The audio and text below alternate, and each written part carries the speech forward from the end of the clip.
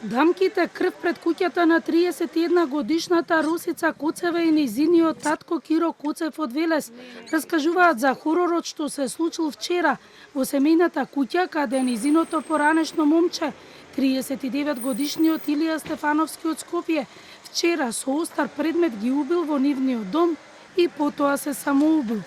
Двете убиства и самоубиството се извршила токму во оваа куќа со зелена ограда вчера. Убиецот најпрво дошол и губил таткото на Росица, потоа неверојатно ја повикал, кога дошла ја убил и незе надвор од куќата. Убиецот влегол внатре во семејниот дом на Росица и незиниот татко и се самоубил. Пред убиството следеле пријави во полиција од страна на Росица заради малтретирање од страна на Стефановски. На 10 овој месец, Основниот суд во Велес носи пресуда, со која му изрекува алтернативна мерка условна осуда, со што се отстрануваат сите забрани за приближување и воспоставување на контакти со неа, побарање претходно од обвинителството.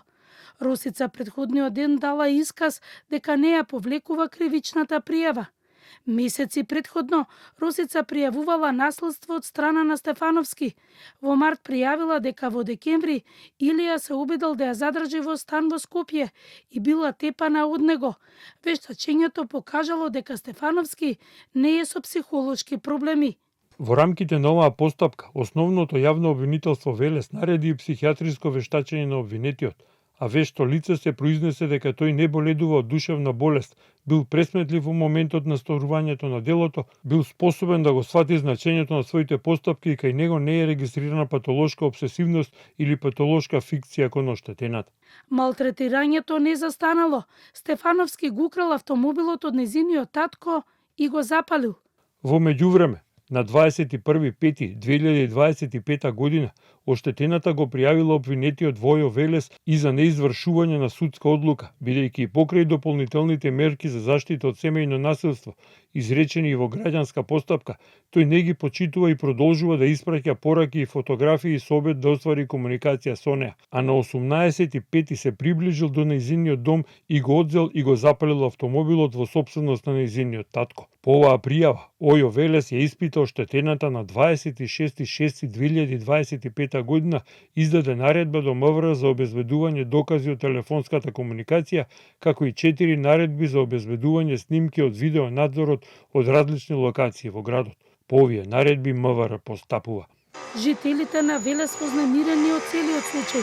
Тие во тој период поминувале од улицата, кога во еден момент дел од соседите почнале да реагираат откако Росица ја виделе пред портата на куќата. Ме стравече на улица да излезам, а јас сум стара веќе, ама за млади мене ми. Секој еден ќе биде вознемирен. Па ја тука поминав у 3:20. Па тоа у 3:30 сигурно се случи. Во видовте човек? Не. Па јас се поминав.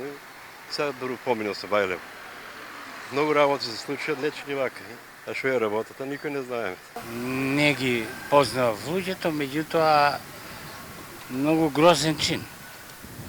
Многу не катастрофално нешто, 3 млади животи мислам да отидат. Не убава работа, ама полицијата не презема никогаш ништо.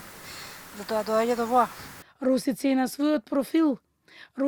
својот профил напишала статус по смртта каде беше прегазена Фросина во јануари, каде објаснува дека ништо не се менува поради корупцијата, која е најгласна од сите и дека оваа држава е резултат на секој има цена, а не морал.